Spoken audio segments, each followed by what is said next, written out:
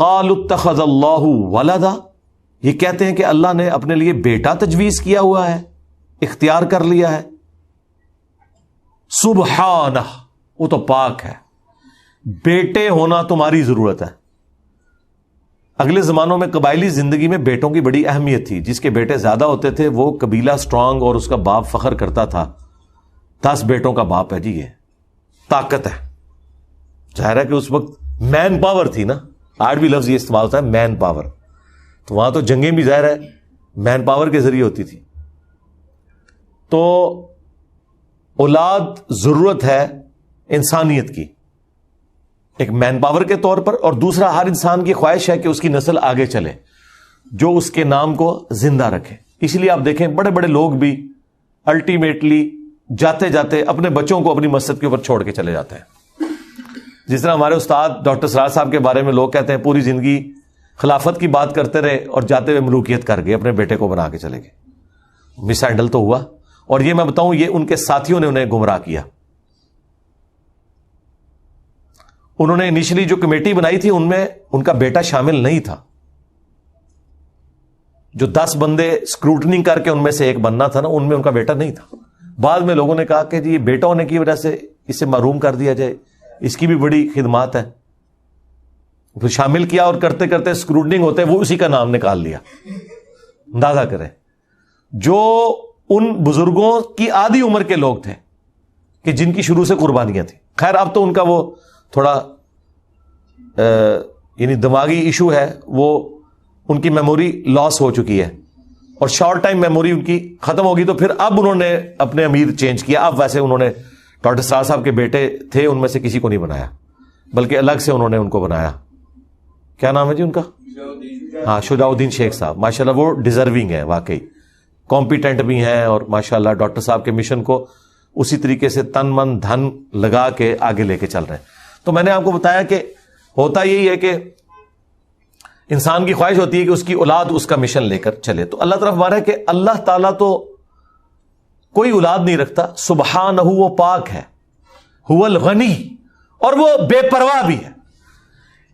مطلب کیا ہے اس کا؟ کہ اولاد تمہاری ضرورت ہے، جس نے مر جانا ہے کہ اس کا مشن آگے چلے. اللہ کو تو موت نہیں آنی. اولاد تمہاری ضرورت ہے کہ تمہیں بڑھاپے میں وہ تمہاری کیئر کرے، اور اللہ بے پرواہ ہے، هو الغنی.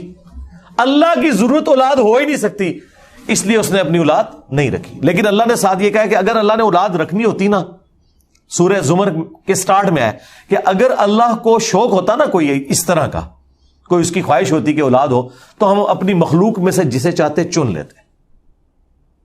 وہ والا معاملہ پھر بھی نہیں ہونا بگوٹن سن والا، لم یلد ولم یولد. نہ اللہ نے کسی کو جنا، نہ اللہ کو کسی نے جنا، نہ اس کا کوئی باپ ہے نہ کوئی بیٹا. تو اللہ تعالیٰ ہمارا، اگر میں نے اولاد بھی کسی کو بنانا ہوتا نا تو اپنی مخلوق میں سے ہی بناتا، اور وہ خالق اور مخلوق کا فرق پھر بھی رہتا، وہ نہیں ختم ہو سکتا. اللہ ایک ہی ہے. ہاں، اس کی نہ کوئی بیوی، نہ کوئی اس کی اولاد، نہ اس کا کوئی باپ، نہ وہ کسی نبی کا محتاج اپنی دعوت پہنچانے کے لیے. نہیں، یہ نبیوں کی خواہش تو ہو سکتی ہے کہ اللہ تعالیٰ اپنے اس مشن میں ان کو سپورٹ کرے، اور یہ ان کی شان تو ہو سکتی ہے کہ اللہ تعالیٰ کسی کو پیغمبر بنا دے. اللہ کو کوئی فرق نہیں پڑتا. اسی لیے اللہ نے کہا لقد من اللہ علی المؤمنین اذ بعث فیہم رسولا. یہ اللہ کا مومنین پر احسان ہے کہ رسول ان میں آیا.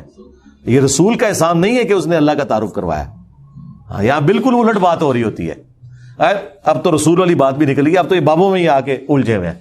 کہتے ہیں بابوں نے تعارف کرایا اللہ رسول کا. ہمیں بابوں نے آپ کو اللہ رسول کا تعارف نہیں کرایا، انہوں نے اپنے بابوں کی بتائی ہوئی کوالٹیز کے مطابق جس اللہ رسول کو وہ مانتے تھے اس کا تعارف کروایا. کتابوں والا تعارف نہیں کروایا، بابوں والا کروایا.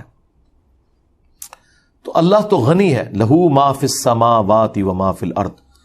جو کچھ آسمانوں اور زمین میں سب اسی کا ہے. بھئی اسے کیا ضرورت ہے کہ وہ کوئی مین پاور بھرتی کرے یا اس کی کوئی اولاد اس کا مشن لے کے چلے. مالک ہی وہ ہے، باقی تو سب مملوک ہے. خالق ہی وہ ہے، باقی تو سب مخلوق ہیں. یہ تو اللہ تبارک و تعالیٰ کی کوالٹیز ہیں. ان عندکم من سلطان بہذا، کیا تمہارے پاس اس کی کوئی دلیل ہے کہ اللہ تعالیٰ کے لیے اولاد ہونا ضروری تھی؟ مشرکین عرب بھی نا فرشتوں کو اللہ کی بیٹیاں کہتے تھے. یہود و نصارہ نے پیغمبروں کے بارے میں کلیم کر دیا. تو اللہ تعالیٰ ہمارا کوئی دلیل ہے؟ جس طرح آپ سے یہ لڑ پڑتے ہیں نا جب کوئی کتے لکھے ہے، یہ اللہ تعالیٰ یہ کہہ رہے کتے لکھے ہے، کوئی دلیل ہے؟ اتقولون علی اللہ ما لا تعلمون، یا پھر تم اللہ کے اوپر وہ جھوٹ باندھ رہے ہو کہ جس کا تمہیں علم ہی نہیں ہے. یہی بات ہے، تم بغیر علم کے اللہ کے اوپر جھوٹ بول رہے ہو. ولا تقولوا علی اللہ الا الحق، مت بولو اللہ کے بارے میں سوائے اس کے جو حق بات ہے، اور وہ حق بات وہی ہوگی جو پیغمبر سکھائیں گے.